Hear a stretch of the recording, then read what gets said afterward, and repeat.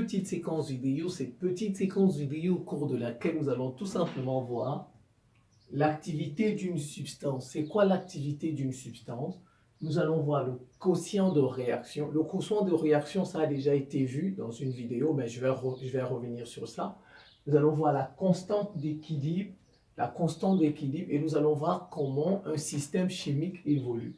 Évolution d'un système chimique. C'est parti. L'activité d'une substance. L'activité d'une substance, c'est une grandeur physique. Elle n'a pas d'unité sans dimension et elle caractérise la réactivité de cette substance. Voilà.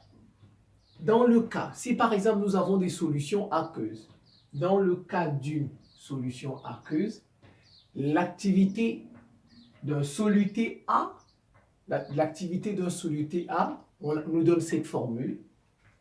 Petit A minuscule, c'est l'activité, égale la concentration de A aqueux, la concentration de A, c'est-à-dire du soluté, sur C0. C0 en puissance. C veut dire c'est la concentration standard.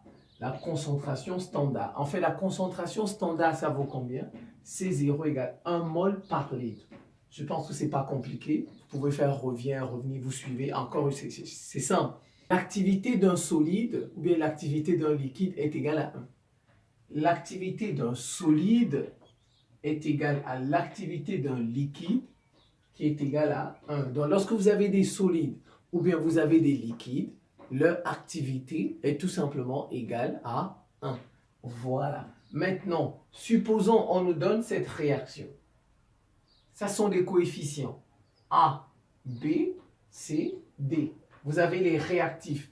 A réagit avec B pour donner des produits C et D. Voilà, ça c'est une réaction chimique. Alors, la constante d'équilibre en fait c'est quoi? La constante d'équilibre se note K. C'est égal à QR, c'est-à-dire le quotient de réaction. QR, le quotient de réaction à l'état final. On écrit ça, je reprends. Le quotient de réaction à l'état final, ça s'écrit QREC, c'est-à-dire équilibre. Voilà, ça s'écrit QREC. Voilà, on appelle ça le quotient de réaction à l'état final. QR en indice, on met une virgule, on met EC. Voilà, en fait le quotient de réaction est sans unité aussi. C'est sans unité, ça n'a pas d'unité. Et maintenant, lui-même il est égal à quoi? Le quotient de réaction, c'est la concentration de C à la puissance C. Ce C, le produit, à la puissance, son coefficient stoichiométrique, fois la concentration de D à la puissance D, la concentration de D à la puissance D, divisé par la concentration de A à la puissance A, fois la concentration de B à la puissance B. Voilà, vous retenez quoi? Que la constante d'équilibre, c'est la valeur du quotient de réaction à l'état final. Voilà. Vous savez, il y a l'état initial, l'état intermédiaire et l'état final. Donc, K, c'est la constante d'équilibre. Voilà, c'est quoi? C'est le quotient de réaction EC. Vous voyez, le quotient de réaction à l'équilibre. EC veut dire à l'équilibre. Voilà. Et qu'est-ce que K dépend de la température. K ne dépend pas de la composition initiale. La constante d'équilibre ne dépend pas de la composition initiale du système, mais plutôt de la température. Maintenant, je suis ici. Si QR, le quotient de réaction, voilà, je ne parle pas du quotient de réaction à l'équilibre. Je ne parle pas du quotient de réaction à l'état final. Voilà.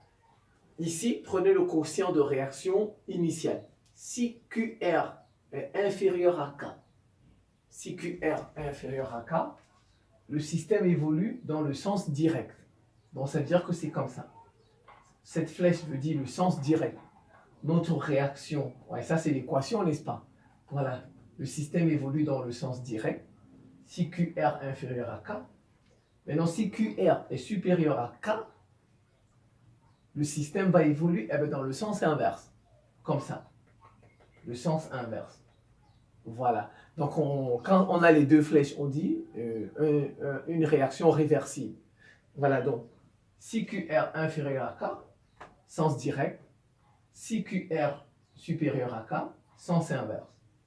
Alors, et maintenant, à l'équilibre, que se passe-t-il à l'équilibre? Quand on a QR équilibre, quand on a QR à l'état final. Si l'équilibre est atteint, le rajout d'un réactif ou d'un produit modifie QR. Voilà. Quand on a atteint l'équilibre, si vous ajoutez un réactif ou bien vous ajoutez un produit, ça va modifier QR, le quotient de réaction. Et maintenant, pour terminer, ça va modifier ça.